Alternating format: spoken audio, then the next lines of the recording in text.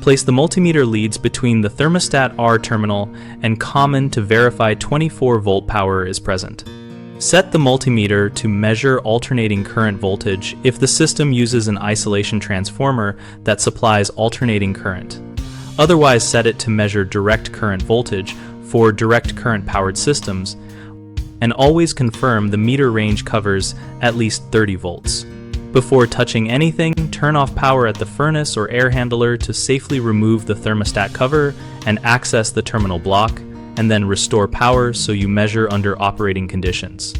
Attach the red lead to the R terminal and the black lead to the common terminal labeled C or COM. Hold the lead steady and read the display. A correct reading is 20 to 28 volts depending on transformer tolerance. To check each control circuit, call the function from the thermostat or run a quick heat or cool cycle at the equipment while measuring between the common and the appropriate terminal so you see voltage only when that call is active. If you need to test for continuity or to confirm a wiring fault, remove power and use the multimeter on the continuity setting between thermostat wire ends to verify there is not a break. Use insulated clips or probe holders to keep leads stable and hands clear of live parts, and always confirm your meter leads and probes are rated for the job.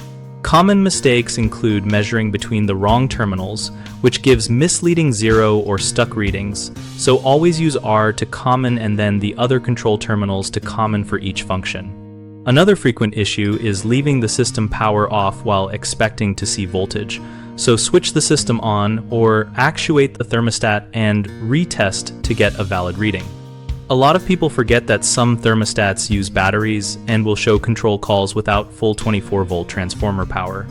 Remove batteries or test at the furnace board to isolate whether low voltage comes from wiring, transformer, or the thermostat itself.